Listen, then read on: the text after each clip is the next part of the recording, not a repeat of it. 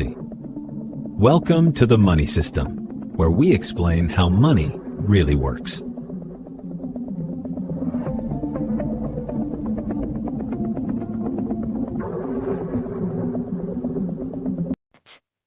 Have you ever wondered why some countries just can't seem to escape poverty?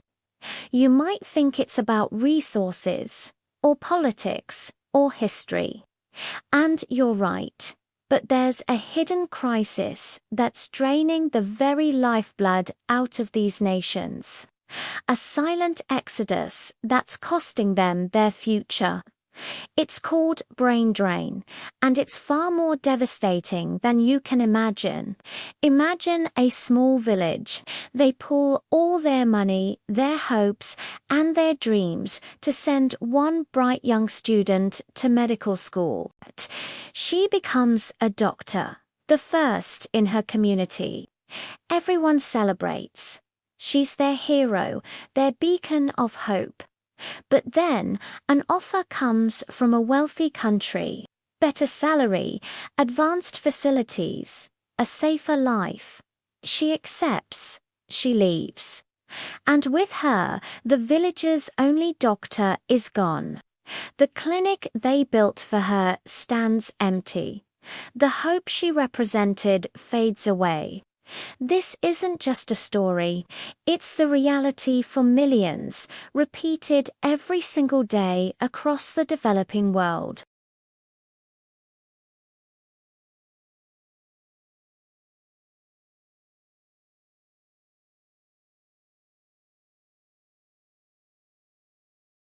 We're talking about doctors, engineers, scientists, professors, and tech innovators. The very people a nation needs to build a stable, prosperous future are the first ones to leave. Let's look at the numbers, because they are staggering. Some reports show that certain African countries have lost up to 75% of their college-educated citizens to countries in Europe and North America. Think about that. 3 out of every 4 graduates gone. Imagine trying to build a modern healthcare system when the majority of your doctors and nurses are working. In London or New York, the World Health Organization has highlighted this as a critical issue. For example, there are more Ethiopian doctors in Chicago than in all of Ethiopia. It's a statistic that's hard to even comprehend. So, why does this happen? The reasons are complex, but they often boil down to what we call push and pull factors. The push factors are the negative conditions at home. Things like low wages, lack of job opportunities, political instability, conflict, and poor working conditions. A brilliant surgeon can't perform life-saving operations without a functioning operating theatre. A groundbreaking scientist can't conduct research without a lab and funding. These professionals feel undervalued and unable to reach their full potential. Then there are the pull factors from developed countries. Higher salaries are a huge magnet. A doctor in a developing nation might earn in a year what their counterpart in a Western country earns in a month. But it's not just about the money. It's about access to advanced technology, better research facilities, professional development opportunities, and a higher quality of life for themselves and their families, better schools for their kids, better healthcare, and greater personal safety. These are powerful incentives that are very hard to resist. The consequences for the home countries are catastrophic. It's a vicious cycle. The loss of skilled professionals weakens the economy. A weak economy means fewer resources to invest in education and healthcare. poor education and healthcare create more push factors, leading to even more brain drain. The cycle just keeps repeating, trapping the country in a state of underdevelopment. Let's break down the impact on key sectors. First, healthcare. This is perhaps the most visible and tragic consequence. When doctors and nurses leave, hospitals become understaffed. The quality of care plummets. People wait longer for treatment, and preventable diseases spread. Infant and maternal mortality rates remain stubbornly high. The entire public health system is crippled, leaving the most vulnerable populations at immense risk. The very people who need care the most are the ones left behind. Next, education. When experienced teachers and university professors leave for better opportunities abroad, the quality of education suffers. Universities struggle to retain top talent. Students are taught by less experienced instructors, and the curriculum may not keep up with global standards. This creates a generation of graduates who are less equipped to compete and innovate, which further fuels the desire for the best and brightest to seek education and careers elsewhere. And what about the economy? Brain drain stifles innovation and entrepreneurship.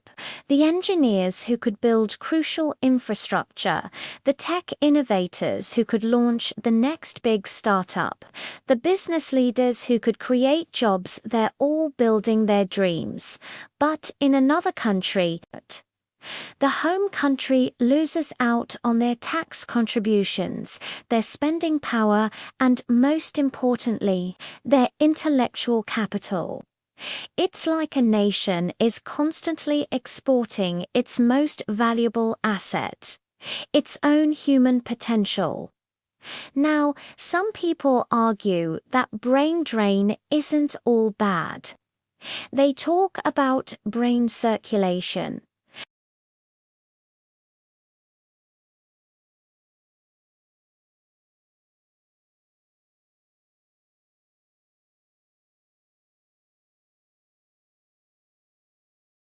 And sometimes these individuals return home later in their careers, bringing back new skills, experiences, and networks. This is sometimes called brain gain. And yes, remittances are important.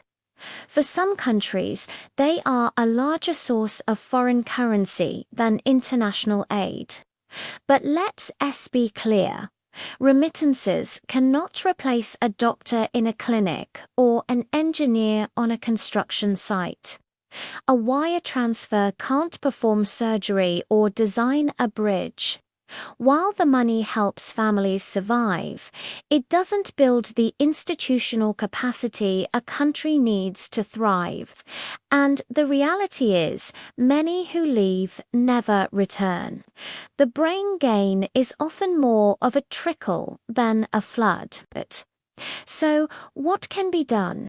This is a massive, complex problem, and there are no easy solutions. But that doesn't mean we should do nothing.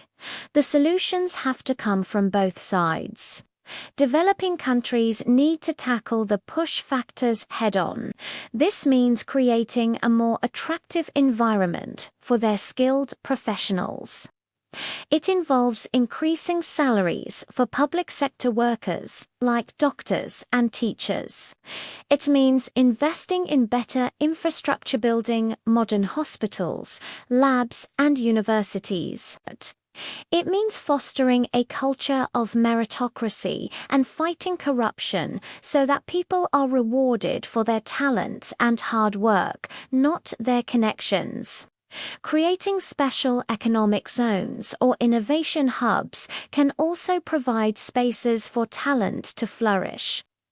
At the same time, developed countries have a responsibility to poach. They can't just continue to poach talent without considering the consequences. This could involve more ethical recruitment practices. For example, some have suggested that wealthy countries could compensate developing nations for the poaching of their skilled workers, perhaps through targeted aid for education and health sectors.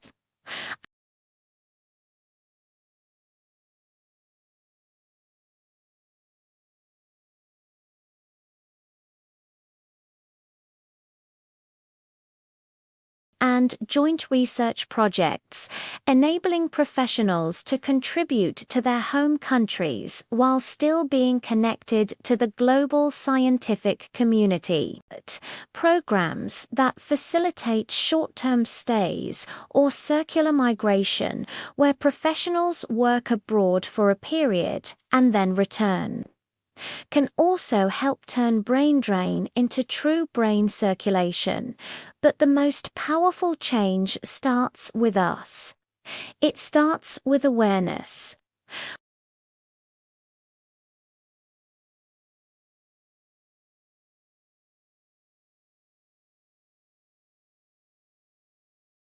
We can advocate for fairer global systems and support businesses that invest ethically in developing countries.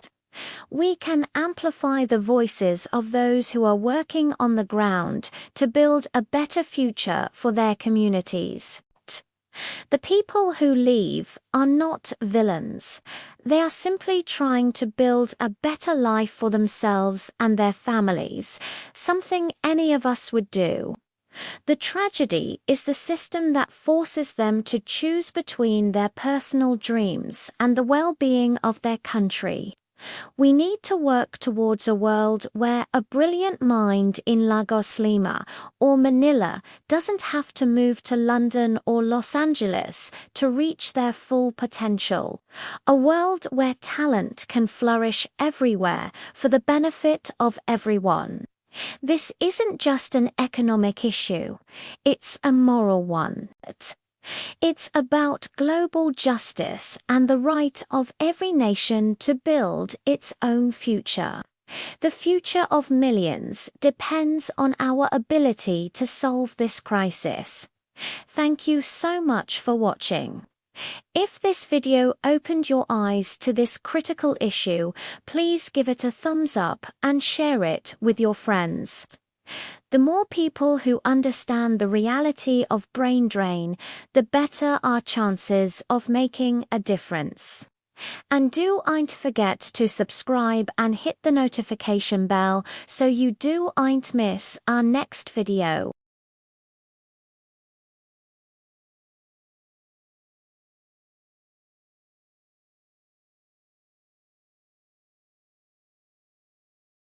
So, we're not smart. If this helped you understand the system, subscribe, like, and share this video.